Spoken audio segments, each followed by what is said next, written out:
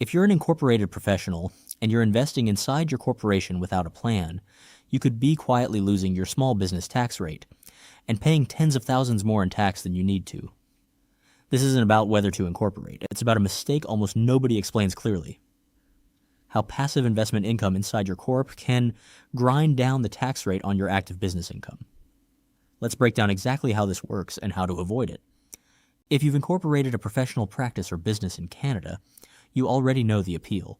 Your active business income is taxed at the small business rate, combined federal and provincial. That's roughly 11% to 13% depending on your province, on the first $500,000 of active income. Compare that to personal tax rates, where you can hit over 50% at higher income levels. So incorporating and leaving money inside the company to invest, instead of pulling it all out as salary or dividends, feels like an obvious win. Pay a low corporate rate, invest the difference, grow it faster. And for a while, that's exactly how it works. But here's what most incorporated professionals don't fully understand. The government put a rule in place specifically to limit how much passive investment income you can generate inside your corporation before it starts penalizing your active business income. It's called the Passive Income Grind-Down Rule, and it's been in effect since 2019. If you're not actively managing around it, it can cost you real money that would otherwise be taxed at 12%, but instead gets pushed up to over 26%. Let's look at exactly how that happens. Here's the mechanism, step by step. Every corporation gets access to the small business deduction, that preferential low tax rate, on up to $500,000 of active business income per year. That's the prize. But if your corporation earns more than $50,000 in passive investment income in a given year, think interest, dividends, and realized capital gains from a corporate investment account, the government starts clawing back the $500,000 threshold. The formula is simple but brutal. For every dollar of passive income over $50,000, your small business limit shrinks by $5. So if your corporation earns $100,000 in passive income in a year, which sounds like a lot, but isn't unusual for a corp that's been investing for 10 or 15 years, that's $50,000 over the threshold. Multiply by 5, and your small business limit drops by $250,000. That means instead of $500,000 of active income taxed at roughly 12%, only $250,000 gets that rate. The other $250,000 gets bumped up to the general corporate rate, around 26.5% in most provinces. On $250,000 of income, that's the difference between paying about $30,000 in tax and paying over $66,000. That's roughly $36,000 in extra tax every single year for as long as your passive income stays elevated. And here's the part that catches people off guard. This isn't a one-time hit. It recalculates every year based on your passive income from the prior year. So if your corporate investment portfolio keeps growing and generating income, the grind down can persist or even worsen over time, especially in a strong market year where realized capital gains spike. Most incorporated professionals never see this coming because their accountant files the return correctly, but nobody sits down and explains the mechanism or the planning that prevents it. Let's put real numbers on this with a typical case. Say you're an incorporated consultant. Your business generates $400,000 a year in active income. Over the past decade, you've left a meaningful amount inside a holding company and invested it. Now that portfolio sits around $2 million, split between dividend-paying stocks and some fixed income.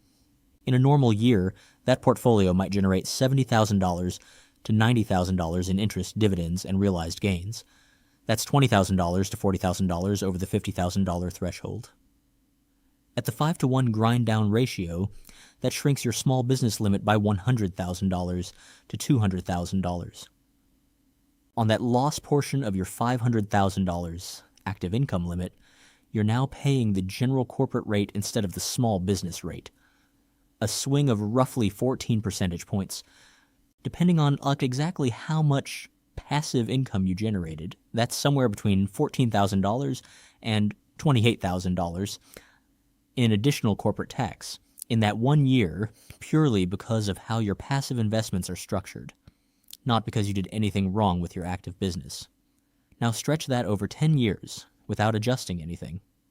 That's potentially $150,000 to $250,000 in extra tax. Money that could have stayed invested and compounded, gone toward your retirement, or funded an expansion of the business. This is exactly why. Just leave the money in the corp and invest it isn't a complete strategy on its own. It needs structure around it. So what do you actually do about it? 4 strategies. Roughly, in order of how commonly they're used. First, corporate class, or low turnover investing. Since realized capital gains count toward the $50,000 threshold, using investment structures that minimize annual realized gains, like broad market, low turnover ETFs instead of actively traded stocks, keeps more of your growth unrealized, and unrealized gains don't count against you until you sell. Second, an individual pension plan, or IPP.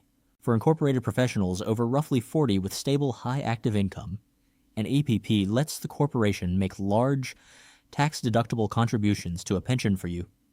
Money that grows outside the passive income grind-down calculation entirely, because it sits in a separate pension trust, not the corporate investment account. Third, corporate-owned life insurance as an investment vehicle. This sounds unusual, but investment growth inside an exempt life insurance policy isn't counted as passive income for the grind-down test. For professionals who've maxed other options and are sitting on significant retained earnings, this is a legitimate and commonly used strategy, though it needs a proper insurance and tax advisor, not a DIY approach. Fourth, deliberate income splitting and withdrawal timing, pulling money out as eligible dividends in lower income years, rather than letting it accumulate indefinitely inside the corp, keeps your passive income base from growing unchecked in the first place. None of these are do-it-yourself weekend projects. Each one requires coordination between your accountant and often a fee-only financial planner who actually understands corporate structures, not someone selling you a product. The point isn't that investing inside your corporation is a mistake. It's that investing inside your corporation without accounting for the grind-down rule is the mistake, and it's one that compounds silently for years before anyone catches it.